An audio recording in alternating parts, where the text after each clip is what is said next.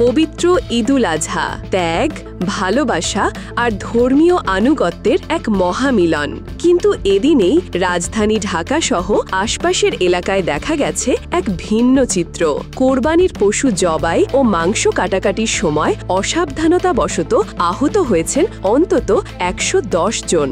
এইসব আহত ব্যক্তি সকাল থেকে রাত ৮টা পর্যন্ত চিকিৎসার জন্য এসেছেন ঢাকা মেডিকেল কলেজ হাসপাতালে। তাদের মধ্যে ৩ জনের অবস্থা ছিল গুরুতর, ভর্তি করানো হয়েছে হাসপাতালে।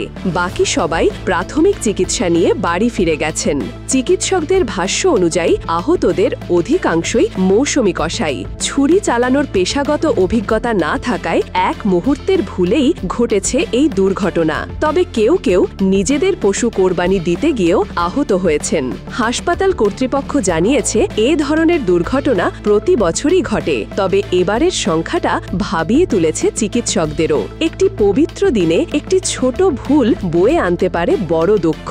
কোরবানির সময় সাবধানতা অবলম্বন করুন, অভিজ্ঞ কসাই ব্যবহার করুন, শিশুদের দূরে রাখুন। আনন্দের ঈদ যেন না রূপ নেয় দুর্ভাগ্যের গল্পে। আসুন সচেতন হই আর কোরবানির আনন্দটাকে রাখি নিরাপদ।